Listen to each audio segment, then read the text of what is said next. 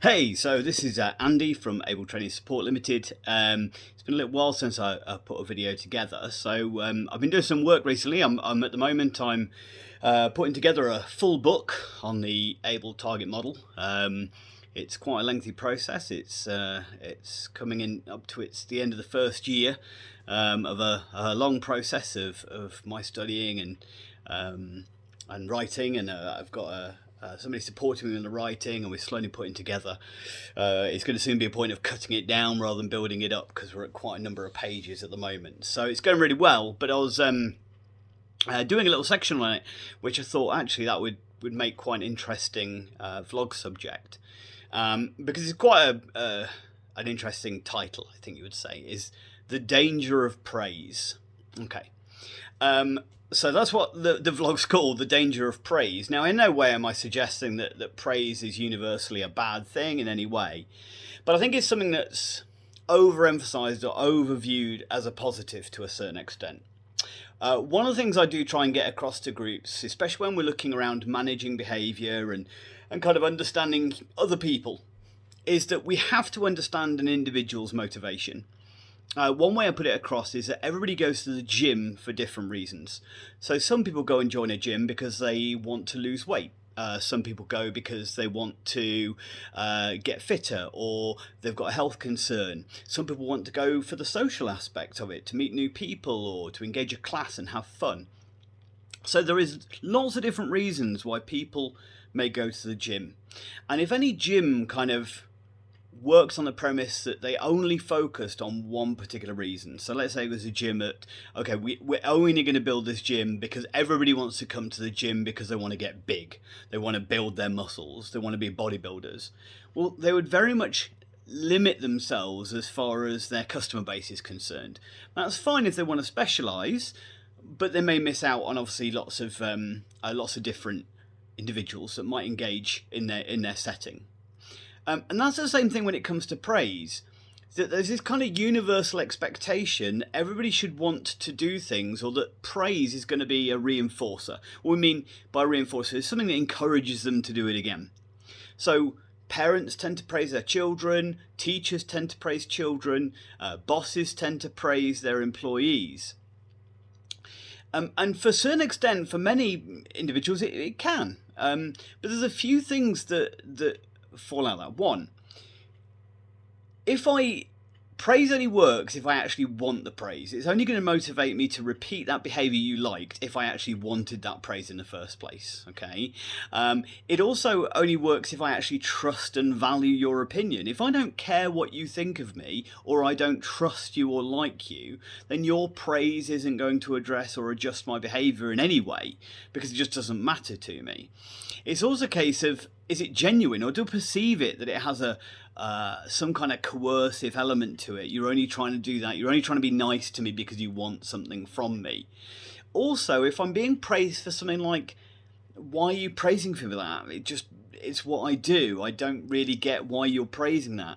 And again, I might perceive that as something that I don't trust, or again, it's not going to kind of address or adjust my behaviour in any way. So we make this assumption that everybody should be driven by praise, but there's a lot of factors we need to consider as far as why praise would be a motivator to me. If people isn't something that I'm bothered about, or you in particular isn't something I'm bothered about, then why would praise matter? The other thing that's important, I get this a lot, for instance, with parents working with children with autism. Now, some children with autism really thrive off praise and some kind of validation from parents. Others don't. And again, it has to be that very personalised and individualised kind of reason.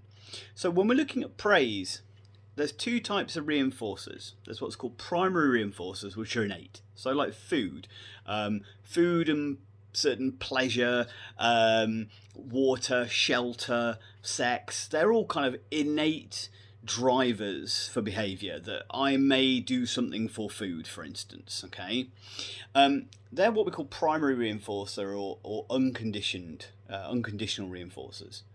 But then we've got what we call secondary reinforcers, and secondary reinforcers are basically a completely neutral stimulus. They only become reinforcers when paired with a primary. Okay, so for instance, praise is actually a secondary reinforcer. So if I want an attachment, I need to build attachment with my parents. That's my kind of primary reinforcer, and then my secondary reinforcer is the praise I get that this person that I now trust and made a connection with seems to like me more, seems to give me more attention when I behave this particular way. So the praise is actually a secondary reinforcer. If for any reason that hasn't happened, or I don't connect with it, or something goes wrong in that kind of pairing between the two, then praise is never going to be something that drives my behaviour. The other problem we've got is there is many individuals out there that, due to circumstances that have happened in their life, may not be able to separate themselves from the person. What I mean by that is, if you constantly be told you're bad, you're not good enough, you always get it wrong, you're always stupid, you always make mistakes, whatever it is, suddenly I won't believe the praise that's thrown towards me. Because if I believe that I am bad, then how can I ever be good? Okay, and I refer to this in a kind of a, if my core beliefs about myself are kind of fixed, in the case of this is who I am, this is all I'm capable of, I'm always stupid, I'm always bad, I'm always wrong, whatever it is. It's a bit like somebody, if you ever met somebody who, let's say throughout their life they felt they were ugly, and then one day they see somebody who sees them for the beauty they are and goes, oh, you're so beautiful, and that person doesn't seem to be able to accept the compliment. They kind of feel uncomfortable about it. They squirm under that compliment and go, oh, don't say that, I don't like compliments. They just can't accept it, because when we have our very core beliefs about ourselves questioned, it can make us feel really overwhelmed. It's too intense, it's too much for us. It creates this massive level of cognitive dissonance. It questions our very core identity of who we are, and that's quite a hard thing to overcome, so it can be too intense. So this is where some individuals that when I'm supporting, they can't take praise. They can't take a that's really good, or that's brilliant, or you've been so good today. It's more than they can cope with. Okay, so that's where the problems with praise kind of come into play. One other big thing that is really significant and quite important, I think, and useful to bear in mind related to praise as well. There was a study done by Carol Dweck, and she did a study on the growth mindset principle. And growth mindset praise is different from what we call fixed mindset praise.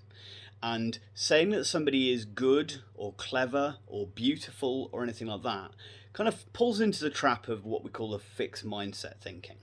So Carol basically did a study and looked at the effects of certain wording and certain ways of putting praise across to people and the impact that that had.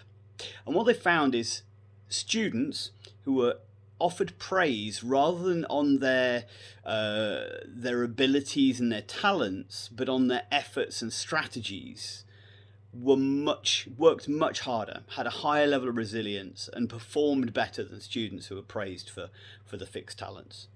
Because if it's a case of, I'm told you are good, you're so clever, you're so clever, you're so clever. Okay, so I pass a test, you're so clever. I pass another test, you're so clever. I pass another test, oh, you are so clever. What happens when I then fail a test? Well, if I now fail a test, well, straight away, then I can't be clever anymore. Okay, straight away, I've got to disregard all those previous exercises, because I was only clever because I passed the tests. So as soon as I fail a test, I'm no longer clever. Okay. The other problem is you've got another student who's looking at that and going, look, this person's so clever, so clever. If they're overhearing this praise all the time, I will never be able to do well because I'm not clever like such and such. Because she gets praised because she passed a test that she's clever. And I didn't pass the test, which means I'm not clever, which means I can never be clever. And that's where it's very easy to fall the trap of this fixed mindset thinking. The other thing, as far as the you're so clever, you're so clever, you're so clever as well, is that it can very easily draw into the trap of, well, why should I bother trying? If I'm so clever, then I don't need to try to do well. And that also then increases the likelihood of deteriorating success or behaviours. So it's far better to go, you worked so hard. I love the way that you thought round that problem to get what you wanted, the result that you wanted. And so it's looking at the strategy and the activity itself as far as being the praiseworthy things, rather than any particular personal attribute or an outcome attribute. Okay, so I hope you found that useful. There's lots of little bits about praise. Obviously, it's quite a big subject. Lots more about praise, and hopefully some more vlogs we'll put together soon. Cheers.